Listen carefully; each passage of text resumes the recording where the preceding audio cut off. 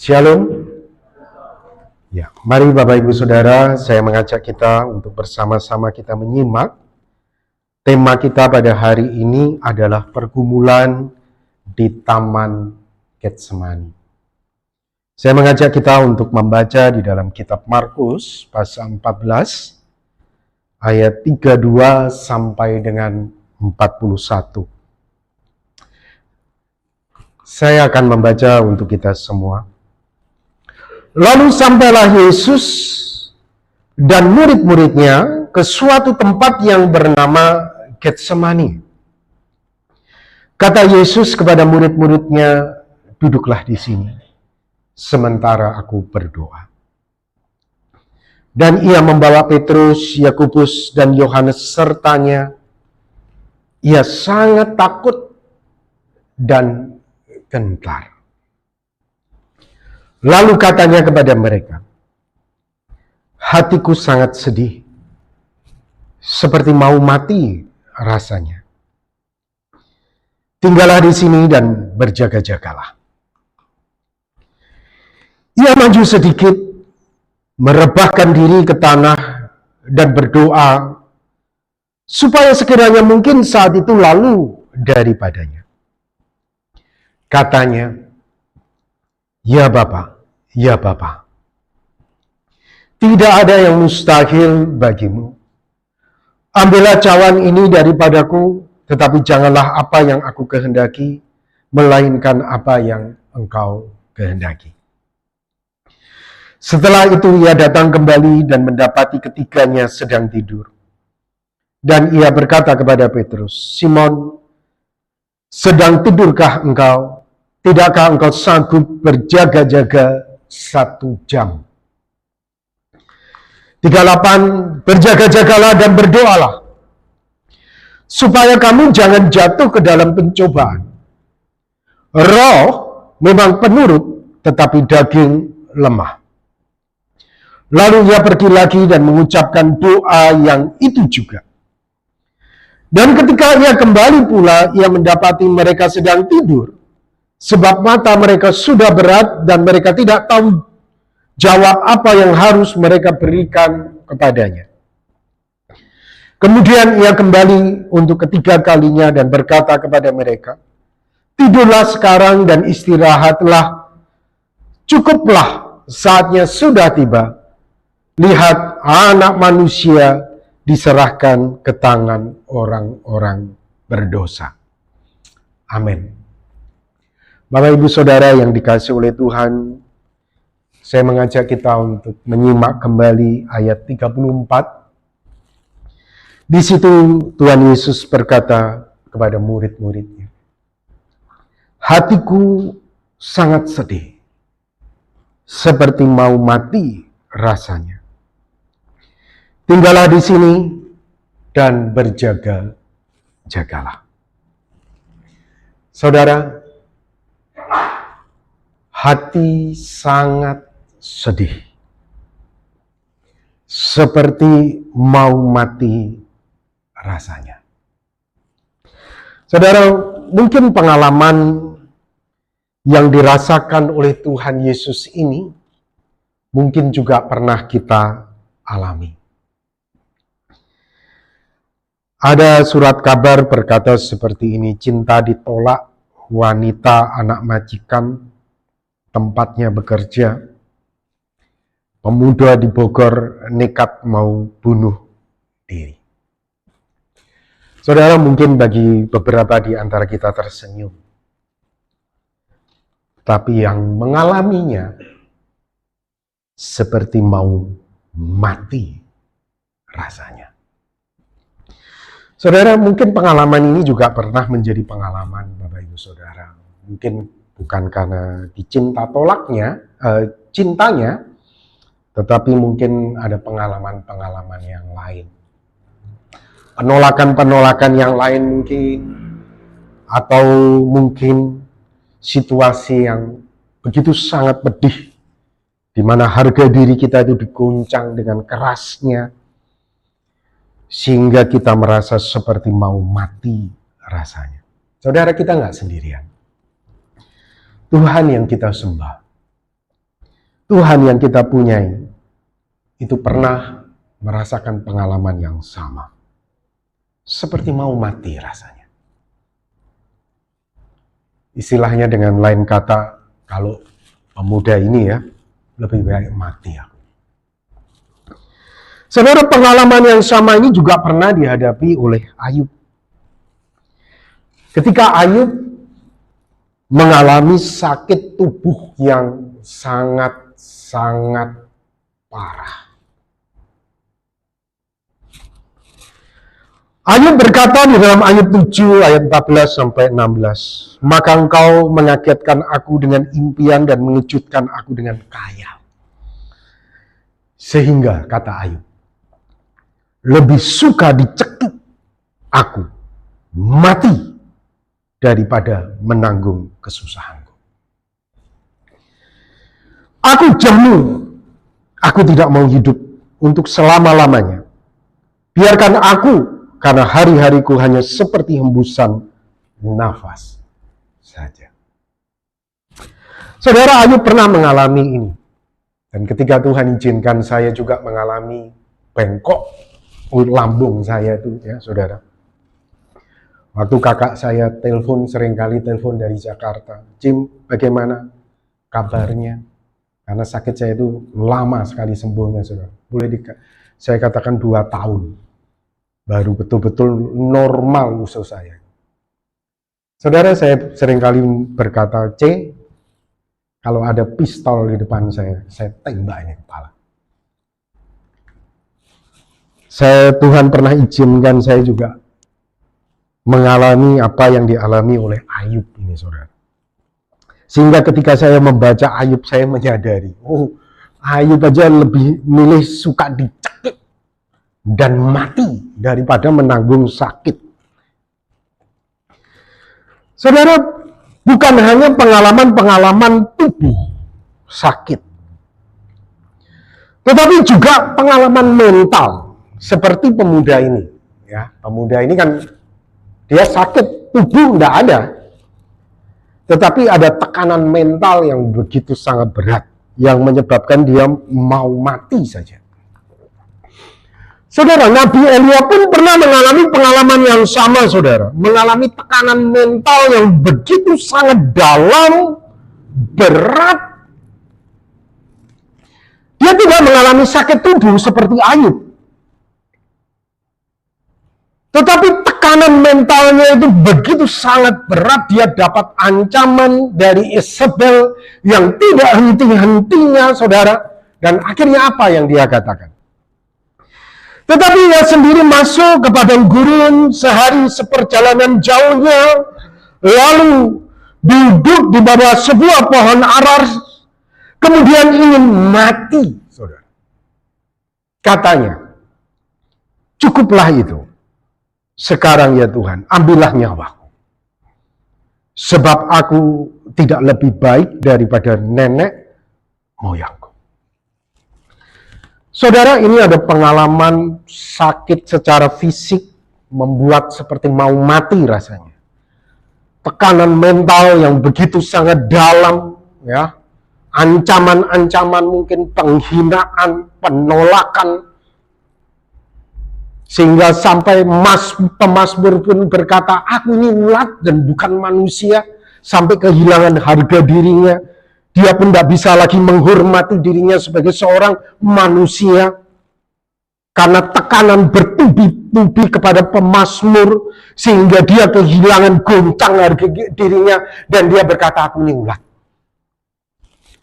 Saudara, pengalaman inilah yang dialami oleh Tuhan Yesus di Taman Getsemani. Bayangkan Bapak Ibu Saudara, dia adalah firman Allah yang turun menjadi manusia. Dia datang kepada kepunyaannya sendiri, tetapi orang-orang kepunyaannya sendiri tidak menerimanya. Orang-orang inilah yang dia ciptakan, orang-orang inilah yang dia kasih makan, orang-orang inilah yang dia berikan oksigen, tetapi orang-orang sini lah yang tidak mengakui dia, tidak menerima dia. Saudara, di Taman Getsemani itu dia mengalami satu goncangan yang begitu sangat dalam. Apakah lagi dia menyadari di depannya ada cawan, ada penderitaan, ada sakit. Bayangkan saudara, orang disalib itu tidak langsung mati saudara. Itu darahnya satu menetes, satu menetes. Jadi itu kematian yang sangat menderita, boleh saya katakan seperti itu. Kalau orang ditembak langsung mati, saudara, saya pikir itu lebih enak, tidak rasakan sakitnya. Ini saudara, darahnya menetes. Saudara, Tuhan Yesus melihat seperti itu dan tidak heran, dia sebagai seorang manusia dikatakan sangat ketakutan dan sangat gentar. Bukan hanya secara fisik, tetapi juga secara mental. Yesaya menggambarkan ia dihina, dihindari orang, seorang yang penuh kesengsaraan, biasa menderita kesakitan. Ia bukan hanya dihina, saudara, sangat dihina. Sangat dihina. Sehingga orang menutup muka terhadap dia dan bagi kita pun dia tidak masuk hitungan. Tetapi Yesaya berkata, sesungguhnya penyakit kitalah yang ditanggungnya. Kesengsaraan kitalah yang dipikulnya. Justru orang-orang yang dia kasihi itu menolak dia. Nggak heran saudara, di tengah-tengah pergumulan malam di Taman Getsemani itu, dia berkata, hatiku sangat sedih. Seperti mau mati rasanya. Dia bawa 3 orang untuk bersama-sama dengan dia.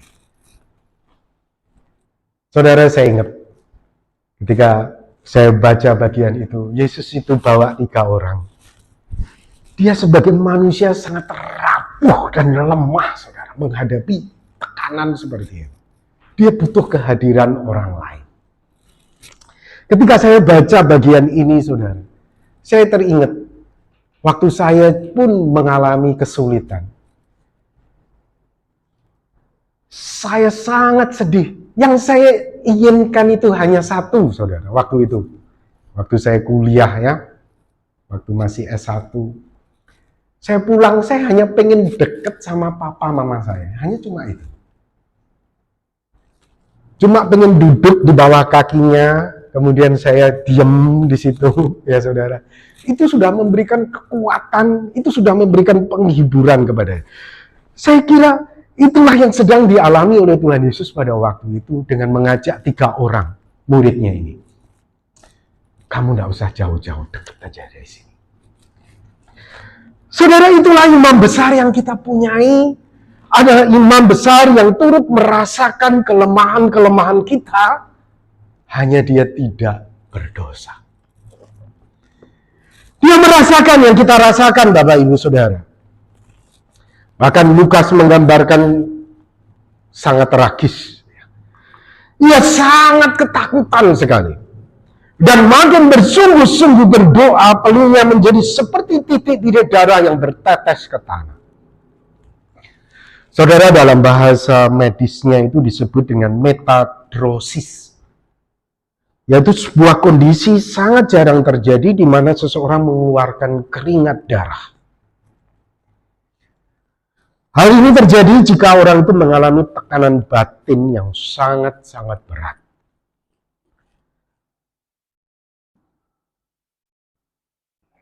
Saudara, inilah yang sedang terjadi dengan Tuhan Yesus di Taman Getsemani. Dan dia lakukan itu untuk kita. Dia lakukan itu untuk mati di atas kayu salib menebus dosa-dosa kita. Dia menjadi ulat untuk kita, saudara. Dia diludah, ditampar untuk kita, saudara. Padahal kita mengira dia kena tulah, dikutuk oleh Allah. Dia lakukan semuanya itu untuk kita. Saudara, di Taman Getsemani dia hancur, betul-betul hancur. Namun sungguh luar biasa. Firman Tuhan berkata di dalam Mazmur 34 ayat 18-19. Apabila orang-orang benar itu berseru-seru, maka Tuhan mendengar dan melepaskan mereka dari segala kesesakannya. Tuhan itu dekat kepada orang-orang yang patah hati. Dan ia menyelamatkan orang-orang yang remuk jiwanya. Saudara, orang benar ketika dia remuk jiwanya, patah hatinya, Allah Bapa itu dekat terhadap orang-orang seperti ini. Oleh sebab itu tidak heran Lukas menggambarkan seorang malaikat dari langit menampakkan diri kepadanya untuk memberikan kekuatan kepadanya. Saudara, Bapak Ibu Saudara yang dikasihi oleh Tuhan, pengalaman ini mungkin juga pernah Bapak Ibu Saudara alami. Datang kepada Tuhan, bergumul dengan Tuhan, cerita kepada Tuhan, Tuhan, aku ini begini. Memohon kepada Tuhan, merendahkan diri di hadapan Tuhan. Dan Tuhan berjanji, Tuhan itu dekat kepada orang yang remuk jiwanya, yang patah hatinya. Saudara, hal yang sama terjadi kepada Nabi Elia. Ketika dia sudah remuk, dia seperti mau mati, lebih baik mati saja. Tekanan mentalku ini terlalu berat, lebih baik mati saja. Saudara, justru di tengah-tengah situasi seperti itu, tiba-tiba malaikat Tuhan menyentuh Elia serta berkata kepadanya, bangun, makan. Bapak Ibu Saudara, Tuhan itu dekat kepada orang-orang yang remuk, kepada kita yang datang kepada Dia dengan sungguh-sungguh. Hal yang sama juga dialami oleh Ayub. Ayub 42 ayat yang kelima. Hanya dari kata orang saja aku mendengar tentang Engkau. Tetapi sekarang mataku sendiri memandang Engkau. Saudara, di tengah dia sudah putus asa, mending dicekik aja dan mati kayak begitu, daripada menanggung sakit badan kayak begini. Saudara, justru disitulah Tuhan menghampiri Ayub. Tuhan menyentuh Ayub. Saudara, kalau engkau mengalami pengalaman-pengalaman seperti ini, datang kepada Tuhan. Dia akan menghampiri engkau, Dia akan memeluk engkau. Justru Tuhan itu dekat kepada orang-orang seperti ini. Kita baca ya di dalam Ibrani 4 ayat 15-16. Sebab imam besar yang kita punyai bukanlah imam besar yang tidak dapat turut merasakan kelemahan-kelemahan kita. Sebaliknya sama dengan kita. Dia telah dicobai, hanya tidak berbuat dosa. Sebab itu, karena dia merasakan apa yang kita alami, sebab itu, marilah kita dengan penuh keberanian menghampiri tata kasih karunia, supaya kita menerima rahmat dan menemukan kasih karunia untuk mendapatkan pertolongan kita pada waktu. Bapak Ibu Saudara, mungkin Tuhan izinkan ada satu pengalaman-pengalaman yang sangat-sangat buruk engkau alami. Jangan justru kamu menjauh kepada Tuhan, justru datang kepada Tuhan. Datang kepada Dia. Matius 11 ayat 28. Tuhan Yesus berkata, marilah kepadaku, semua yang letih lesu dan berbeban berat, aku akan memberikan kelegaan kepadamu. Tuhan minta kamu datang. Tuhan itu tahu kondisi kamu, situasi kamu. Datang kepada Dia. Rajin beribadah, rajin berdoa, rajin baca Alkitab. Kita lanjut lagi, Bapak Ibu Saudara, ke peristiwa ayat 35-37. Ketika sampai di Taman Getsemani itu, ia maju sedikit, merebahkan diri ke tanah dan berdoa supaya sekiranya mungkin saat itu lalu daripadanya. Katanya, ya Aba, ya Bapa, tidak ada yang mustahil bagimu. Ambillah cawan ini daripadaku, tetapi janganlah apa yang aku kehendaki, melainkan apa yang engkau kehendaki. Setelah itu ia datang kembali dan mendapati ketiganya sedang tidur. Dan ia berkata kepada Petrus, Simon, sedang tidurkah engkau? Tidakkah engkau sanggup berjaga-jaga 1 jam? Saudara, dari sini kita bisa melihat, diperkirakan Kristus itu berdoa di Taman Getsemani itu selama 1 jam. Ngapain selama 1 jam? Saya pernah mendengar orang berkata, doanya udah habis, nggak tahu lagi apa yang mau didoakan. Saudara, ngapain kira-kira Tuhan Yesus 1 jam? Di Taman Getsemani. Di Taman Getsemani ini 1 jam ini bukan doa cuma di kata-kata, saudara. Tapi 1 jam itu hancur lebur. Cuma di bawah kaki Bapak hancur lebur. Saudara, kalau kita berdoa pun kita belajar doa yang sama. Ada seorang anak Tuhan, jemaat berkata, Pak Robi, saya itu bingung kalau sudah doa. Karena sudah 5 menit aja udah panjang doanya, udah habis. Sudah doa buat negara, doa buat gereja, doa buat hamba Tuhan, ya semua udah habis Pak Robi. Saudara, kalau kita belajar dari Tuhan Yesus, doa bukan hanya sebatas intelektual. Doa ini berbicara tentang hati yang remuk, hancur. Jadi ketika kita tuh, saudara, datang kepada Dia, kita memohon betul-betul. Hati kita ini patah, hati kita itu remuk, hancur. Saudara, kalau sudah hancur, saudara, 15 menit, 10 menit, 30 menit itu tidak ada artinya, saudara. Itu kalau sudah hancur di hadapan Tuhan, di dalam doa.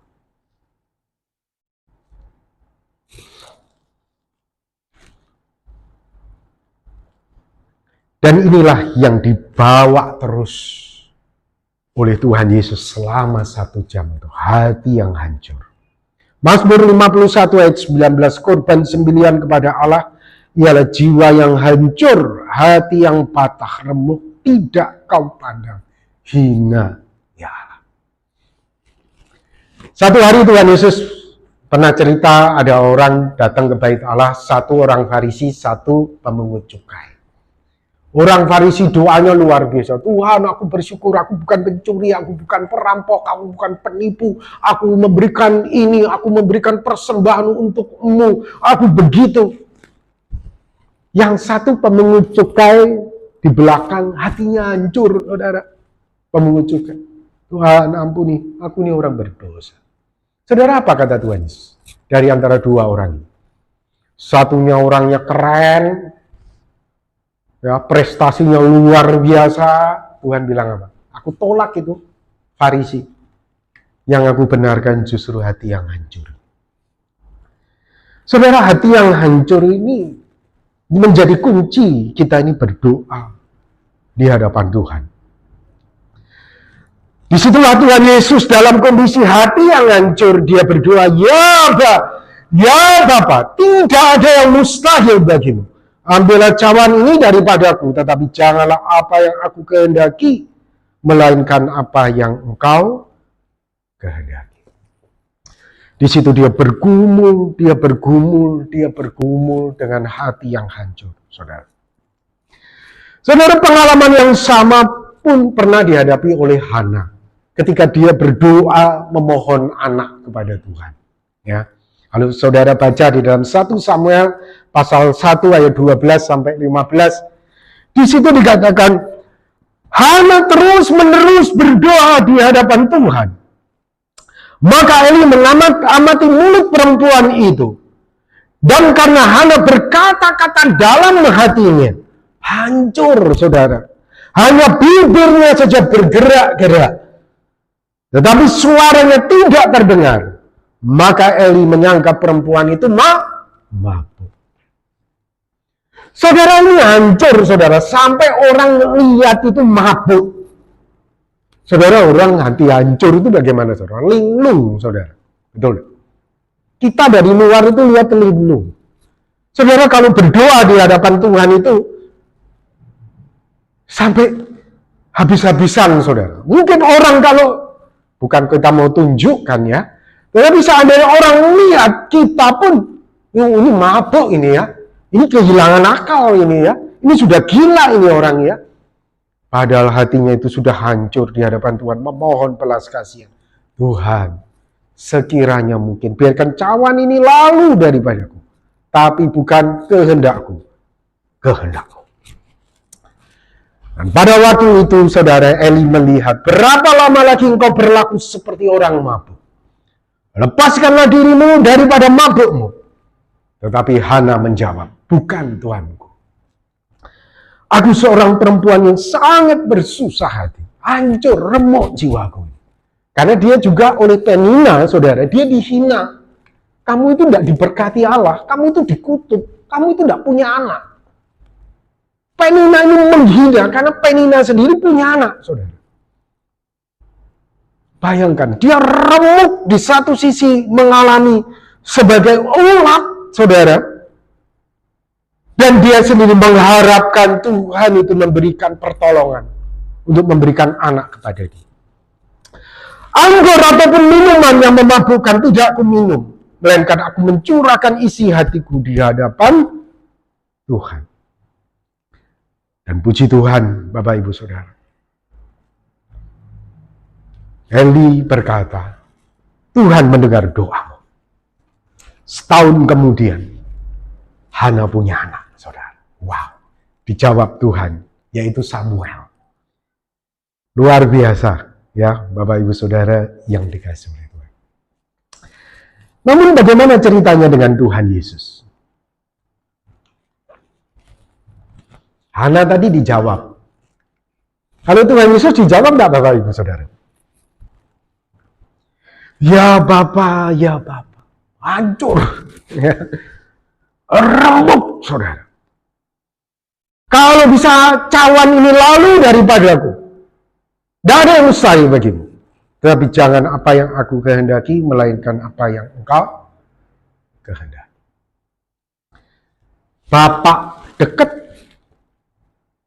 Ada malaikat Tuhan yang menghampiri Yesus, menunjukkan Bapak berkenan kepada Yesus. Tapi saudara, kita lihat cawan itu tidak berlalu. Salib itu tetap menghampiri Yesus. Saudara, jika pengalaman yang sama sedang engkau alami, mungkin engkau tidak mengalami seperti Hana. Wow, doamu dijawab begitu ya. Setelah hancur, mungkin di antaramu ada yang doanya dijawab seperti Hana. Tapi mungkin juga di antaramu sudah hancur, doamu tidak dijawab seperti Tuhan Yesus. Kamu itu sudah kehilangan apa sampai kamu sudah tidak punya harga diri lagi, udah habis. Tapi doamu tidak dijawab tetap. Kamu harus tetap menghadapi salib itu. Saudara, saya hanya katakan Matius 7 ayat 11. Jadi jika kamu yang jahat tahu memberi pemberian yang baik kepada anak-anakmu, apalagi Bapakmu yang di surga, Ia akan memberikan yang baik kepada mereka yang meminta kepadanya. Saya boleh katakan Bapak Ibu Saudara, Tuhan tahu yang terbaik buat kamu. Mungkin kamu tetap harus menjalani salib itu, tetapi Tuhan sedang menyediakan yang terbaik kepadamu. Saya pernah mendengar kesaksian seorang pemuda. Dan kesaksiannya itu sangat mengesankan saya, Bapak Ibu Saudara. Sempat saya terkejut dengan kesaksian dia, tapi sampai hari ini saya tidak pernah lupa. Saya terkejut karena dia berkata, Tuhan tidak menjawab doa saya. Saya terkejut dia berkata seperti itu. Namun ceritanya tidak selesai, saudara. Kemudian dia melanjutkan, namun Tuhan memberi yang terbaik kepada saya. Wah, luar biasa, saudara. Saya kira itulah yang terjadi dengan Tuhan Yesus. Salib itu tetap harus ditanggung, dialami oleh Kristus. Namun apa yang disediakan oleh Bapa di surga bagi Kristus? Filipi 2 ayat 9 itulah sebabnya Allah sangat meninggikan Kristus dan mengaruniakan kepadanya nama di atas segala nama. Bapak Ibu Saudara yang dikasihi oleh Tuhan, mungkin kau sudah hancur di hadapan Tuhan. Dan Tuhan tidak menuruti keinginanmu. Namun tanamkan di dalam hatimu. Tuhan sedang menyediakan yang terbaik bagimu. Amin. Mari kita akan berdoa bersama-sama. Tuhan, kami bersyukur untuk berkat dan kemurahan-Mu. Pada hari ini kami belajar dari peristiwa di Taman Getsemani, bahwa Engkau telah bergumul. Kami pun mungkin mengalami pergumulan yang sama seperti mau mati rasanya. Tuhan, tolonglah kami untuk kami tetap setia kepada-Mu. Karena kami tahu Engkau sedang menyediakan yang terbaik untuk kami. Berkatilah jemaat-Mu dan biarkan iman mereka bertumbuh di hadapan. Di dalam nama Tuhan Yesus, kami berdoa. Amin.